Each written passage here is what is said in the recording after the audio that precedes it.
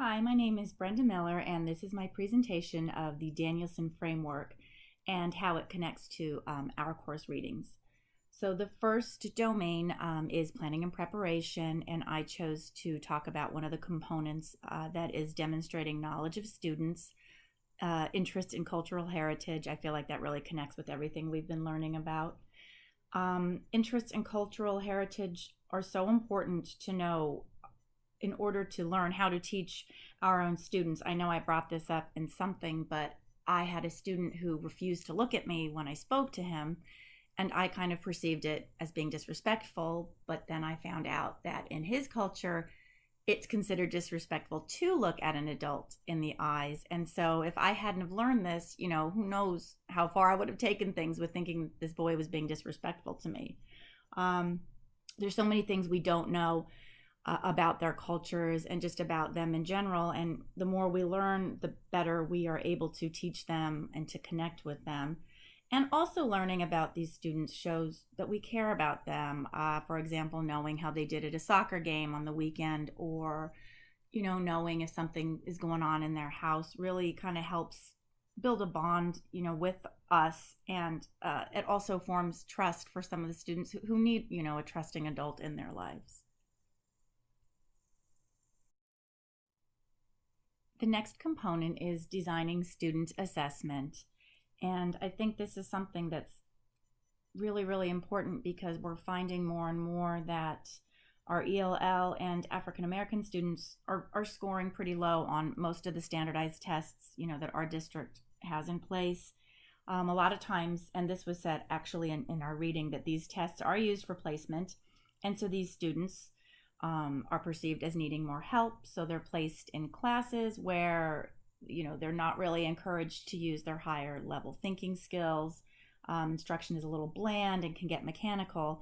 So they really never form the higher level thinking skills that they need, and they never really do form the skills they need to do well on these tests. So it's really a vicious cycle, and they continue to do poorly on everything simply because standardized testing really isn't a very fair assessment. Some of the examples that we read about, as you can see in the quote here, are portfolios where students are allowed to pick their writing pieces and put together a portfolio. Performance tasks where, again, students don't have to rely on, sitting quietly in a chair individually looking at words that may be slightly foreign to them, but they're able to really show who they are and show what they know by being allowed to kind of go out of the box in this type of assessment. I think it's really important as teachers that we offer all of these types of assessments, but we also do need to help them learn how to take the test, because unfortunately it's a necessary evil that we still are dealing with. And so I think it's also important to give students the practice that they need to do well on these tests, teach them the academic language that they need to know for them, and also just to feel more comfortable, encourage them, and let them know, they can do their best. And it just would help, I think, take a lot of the pressure off of them if we did do a little prep work for them.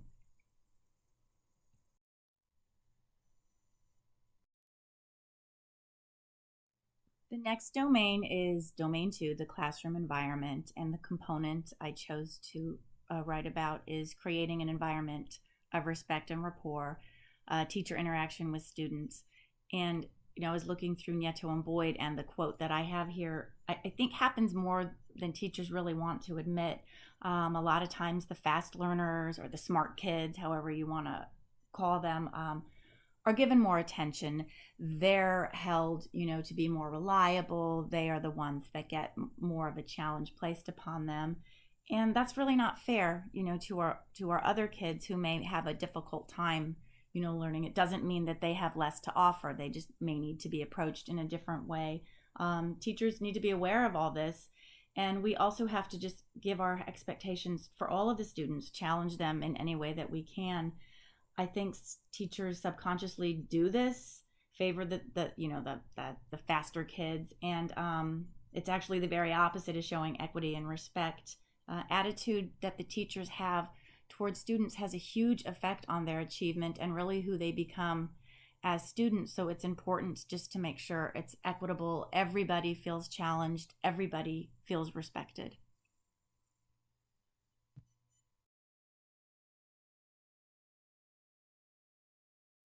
So the next component for domain 2 is managing student behavior, response to misbehavior. And this is something, that I deal with a lot. We have quite a diverse uh, population in my school, and I'm sure we've all had the situation of looking over our class lists, and then you get last year's teacher, looking over your shoulder saying, "Ooh, watch out for that one," or "Get ready," and it's sort of just automatically puts us on the defense and kind of doesn't give the kid a fair shot, because if we listen to the teachers, we're just automatically going to believe them. And we really, and I'm guilty of it too, but we really do need to try and you know reach these kids on our own without listening to anybody else, and just sort of meeting them where they need to be met. um, Also, I think in this response to misbehavior, again, equity and fairness, everybody should be held to the same standard. The white privilege is something we learned about in the McIntosh article, as well as Nieto and Boyd. And it really does talk about institutional racism. And it is true a lot of times, students who are of African American descent are blamed and get a more severe punishment than possibly, the white privileged students who may have the parents who are going to call the school and, complain if they do get some type of discipline put in place. And again, not fair. It makes kids are going to make bad choices, and the behavior does need to be addressed. It just needs to be addressed in a fair and equitable way, so everybody is able to learn and then move past whatever the situation may be. Next is domain 3, instruction, and the component is communicating with students, expectations for learning. And I feel like I'm going back to this a lot, but we always seem to set the higher expectations for the smarter kids or the faster learners. And it matters, because I really think the lower the expectation, the students can feel that, and it just really brings them down. The case studies that we read about really affected me, and that's what both of these quotes are from. One of the boys really genuinely felt that the thing that would hold him back is actually a teacher thinking that he's bad because he's black. And really, that's the last thing that should be holding a student back is the thoughts of a teacher. So I think that students really do want to be challenged, and they know that some of the teachers are going to have these lower expectations because of their race, and that's so wrong. And that's really something I think that as teachers we need to definitely try and move away from. And even with the older kids, the expectation of not being able to go to a 4-year college simply because of your race is just really unacceptable. And it's almost like a self-fulfilling prophecy. If these kids are constantly made to feel that they are not able to rise to any challenge and they have lower expectations placed upon them, how can they? It would really be easier for them if they could be made to feel like they're able to reach any goal that they put their mind to doing. So I think that's just something important to remember always, is having the higher expectations. The next component for domain 3 is engaging students in learning. And that's, I think, really the main part of any lesson plan or any activity, is getting the kids engaged and keeping them engaged. And I often think for the younger grades, which is what I teach, it might be a little bit easier. We can do the games and the different out of your seat activities, and most of the kids are pretty engaged in that. I feel like in reading the literature from this course with the older kids, it seems as though it would be a little bit harder to keep them engaged unless it's something they're interested in. And that's really the point, of having these types of lessons. You want these kids to be able to make connections, and if they can't make a connection, they're simply going to check out. And that's just sort of what came across another one of the case studies. I think it was the same boy that I read, is, he even said there's no stories or literature about African Americans in our school.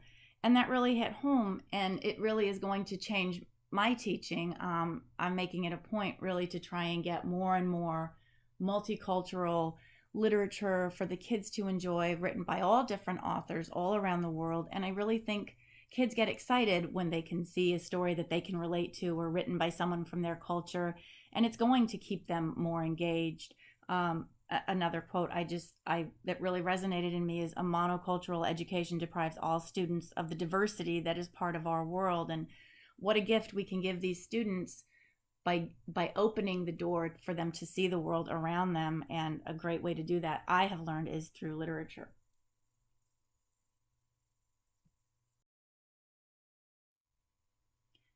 So we are at Domain 4, Professional Responsibilities, and the component I chose to talk about is participation in a professional community, and primarily participation in school projects.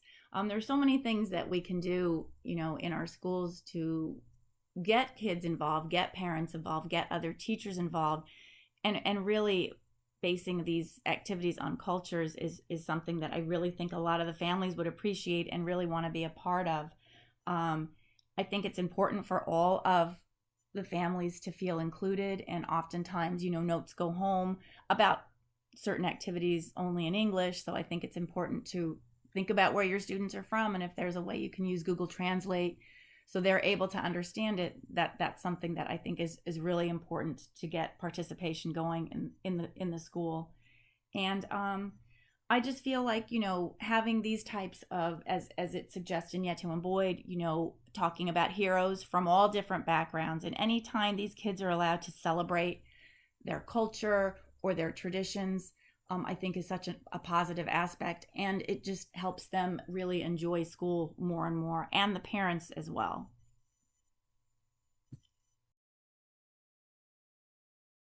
And the last component I'm going to talk about is growing and developing professionally, enhancement of content knowledge. And something that really affected me throughout this course was the slavery and the treatment of the African Americans in America afterward. I read the book Homegoing, and it just, I still, yeah, I'm recommending it to everybody I talk to. It was such an amazing book, but really more importantly, it really opened my eyes that I have no idea what really happened. Growing up in New Mexico, we didn't have a high African American population. And so all that we learned from our textbooks was, slavery happened, it was a bad thing. And for a while, African Americans were mistreated. I really didn't know the magnitude and the severity and the effect that the treatment actually had on this race, and still is having. So I think kind of relearning what really happened and reading books like that tell the real story, not just one story, but all the stories, is so important, because what we know is going to be conveyed to our students. And, if I only know part of a situation or part of a piece of history, how am I going to effectively teach my kids? So really enhancing content knowledge, specifically American history, I think is something that is really important to me, and that's going to be one of my goals. And finally, any follow up plans I have to continue learning about teaching languages and culture and whatnot. Um, Attending the TESOL workshops, I went to one last year, and I was amazed at how many different options you have at the different workshops that are offered throughout those few days. And, teachers are always willing to share, and the ideas that I was given through these teachers and through these workshops, just in regard to teaching ESL, was so helpful. And I think that's something that we should all really try and do, is attend these types of workshops. They talk about diversity, they talk about global competence, they talk about all of the things that we're learning about that are very important to instill in our children. Another plan I have is to read the other books from our book discussion activity. As I said previously, Homegoing really affected me, and as I interacted with some of my peers, I was told how good the other books were as well. So I think if Homegoing was able to open up such a door for me, I'm assuming all of the other ones will do the same. And that's something I really would like to try and do. And finally, I don't know how well I'll get to reach this goal, but I would like to visit another country and really submerge myself in that culture, and try and speak the language, most likely Spanish for me, and just get to know how other people live, and get to know what kind of lives some of my students have come from. I think that really just adds to teaching and makes you a well-rounded individual in life. So thanks for watching.